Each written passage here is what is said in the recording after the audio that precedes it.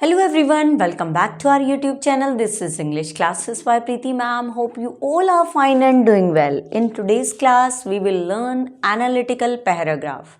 Analytical paragraph specially for class 10th boards. ठीक है, CBSE board के लिए हम करने वाले हैं.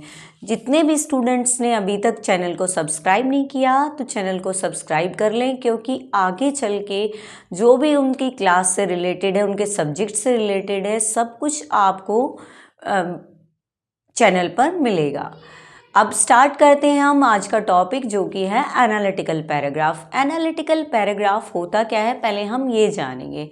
और जैसे ही मुझे स्टूडेंट्स ने बोला कि मैम हमें एनालिटिक पैराग्राफ पढ़ना है स्कूल में भी, वैसे ही मैंने सोचा कि मेरे जो क्लास के बच्चे हैं, ऑनलाइन क्लास के जो स्टूडेंट्स हैं, वो भी एनालिटिकल पैराग्राफ पढ़ना चाहेंगे 10th क्लास के, इसीलिए मैं आपके लिए भी ये क्लास लेके आई हूँ.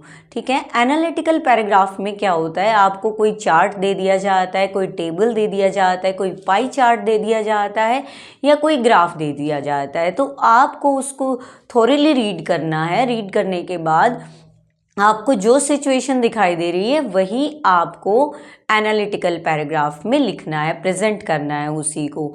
और ये हमेशा प्रेजेंट टेंस में ही लिखा जाता है. और ये आपका 5 मार्क्स का है. आपका एक भी मार्क्स डिडक्ट नहीं, कम नहीं होगा आज की क्लास देखने के बाद. अब फर्स्ट देखते हैं हम, फॉर्मेट भी है इसमें हमारा, जो मैं आज करवाने वाली हूँ. फॉर्मेट के साथ साथ आपके लिए ओपनिंग क्लोजिंग लाइन भी है और मिड लाइन भी हैं. सभी लाइंस मेरे पास आपके लिए हैं, जो आप अपने एग्ज़ाम में यूज़ कर सकते हैं. आपके माइंड में कई बार आइडियाज़ नहीं आते कि क्या लिखना है इस चीज़ के लिए, तो वो लाइन भी मैं आपको प्रोवाइड करवा रही हूँ. बस आपको ध्यान से अपनी नोटबुक में लिखना है उसको और पढ़ना है. एक दो बारी रीड करोगे तो आपके माइंड में ऑटोमेटिकली वो फिक्स हो जाएंगे कि हमें यही लाइन लिखनी है. Let's start. सबसे पहले हम टाइटल लिखेंगे. टाइटल वैसे ज़रूरी नहीं है, लेकिन इट शुड बी रिकमेंडेड, कि होना चाहिए ये. ठीक है, आपके लिए अच्छा रहेगा अगर आप टाइटल लिख दोगे. टॉपिक को आप ग्राफ को पढ़ोगे, टेबल को पढ़ोगे, और आपको पता चल जाएगा ये किस चीज़ के ऊपर ग्राफ दे रखा है, किस टॉपिक के ऊपर दे रखा है. You will mention the title. Title mention करने के बाद आप स्टार्टिंग कैसे करेंगे, बच्चे सोचते हैं कैसे लिखना है इसको, तो वो मैं आपके लिए लेके आई हूँ. स्टार्ट करते हैं. द गिवन चार्ट और given chart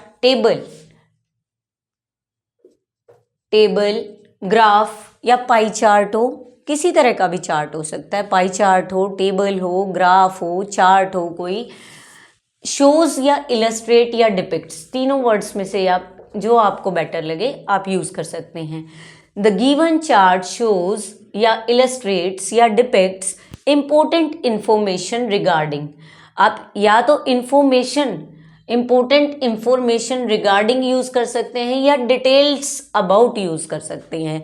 the given chart shows important information regarding, जो भी टॉपिक होगा आपका, कि इसके बारे में गिवन चार्ट है. बस आपको टॉपिक जो है वो फिल करना है इसमें. यह आपके लिए बिल्कुल जैसे फिलअप होते हैं ना, थोड़ा थोड़ा फिल करना पड़ता है आपको, बस वैसा ही मैं आपके लिए इजी बना के इसको लेके आई हूँ. ठीक है, आपको स्टार्टिंग में लिखना है द गिवन चार्ट. ये टेबल है तो टेबल, ग्राफ है तो ग्राफ, पाई चार्ट है तो pie chart. The given table shows important information regarding, जो भी टॉपिक है आप मेंशन कर देंगे यहाँ. या फिर आप लिख सकते हो the given chart details about. ठीक है, नेक्स्ट लाइन हमारी होगी इट हाईलाइट्स की trends and patterns that helps in understanding the overall situation. ये मेंशन करेंगे आप.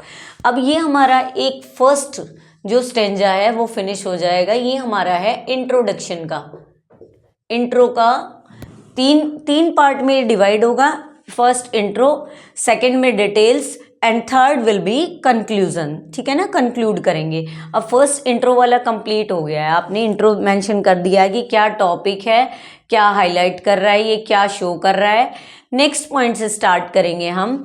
अब हम क्या करेंगे, उसमें या तो कंपैरिजन होता है, ठीक है ना, किसी चीज़ का। सबसे पहले हम हाईएस्ट बताते हैं कि हाईएस्ट स्कोर, मान लो टेबल है कोई, हाईएस्ट स्कोर बता रहा है तो हाईएस्ट पे कौन है, लोएस्ट पे कौन है।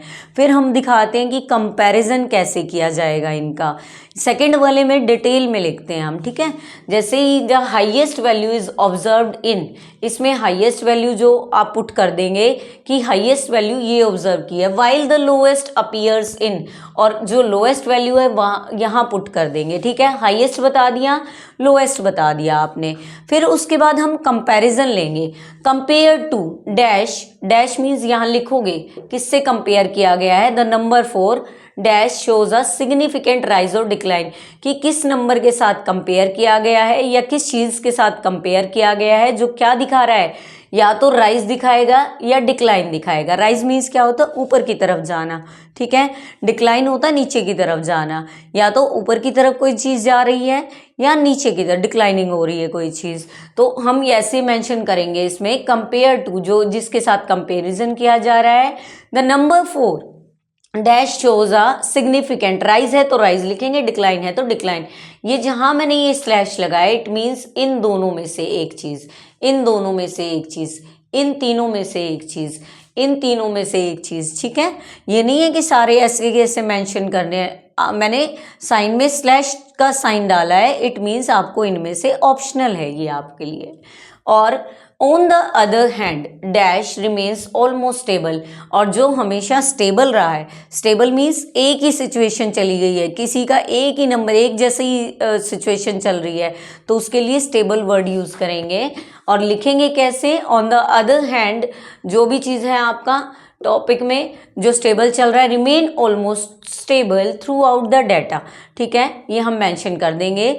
This overall pattern suggest that, और ये सारा पैटर्न क्या सजेस्ट कर रहा है वो भी मेंशन करेंगे, ठीक है। हाईएस्ट वैल्यू बताएंगे, लोएस्ट बताएंगे, फिर कंपैरिजन बताएंगे, फिर ओवरऑल, फिर स्टेबल बताएंगे कि स्टेबल क्या है, उसके बाद ओवरऑल पैटर्न बताएंगे क्या सजेस्ट कर रहा है।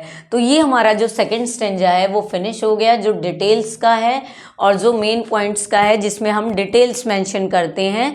और इंट्रोडक्शन हो गया फर्स्ट, सेकंड आपका जो मेन पॉइंट्स वाला हो गया, डिटेल हो गया। अब लास्ट हमारा रहता है, थर्ड जो है वो हमारा रहता है कंक्लूजन। अब मैंने आपके लिए दो तरह की कंक्लूजन मेंशन की है, ठीक है, बीच में मैंने और डाला है, ये और, यानी या तो आप ये लाइंस यूज़ कीजिए या आप नेक्स्ट वाली लाइंस यूज़ करें, चॉइस इज योर्स, ठीक है, आपकी चॉइस है। अब टू इन कंक्लूजन, लास्ट में कंक्लूजन लिखेंगे हम, किसी चीज़ का भी निष्कर्ष होता है, कंक्लूजन होता है, कंक्लूड तो सम अप तो हमें करना पड़ता है, समराइज तो करना पड़ता है। In conclusion the information clearly hides the major differences, क्या इस कंक्लूजन में क्या बताया गया है, जो इन्फॉर्मेशन है वो क्लियरली हाईलाइट कर रही है, किस चीज़ को हाईलाइट कर रही है, मेजर डिफरेंसेस, काफ़ी डिफरेंसेस हैं, and provide meaningful insights about the topic, और काफ़ी मीनिंगफुल जो नॉलेज है वो दे रहा है, ठीक है ना, अंडरस्टैंडिंग या नॉलेज वो हमें प्रोवाइड कर रहा है ये टॉपिक।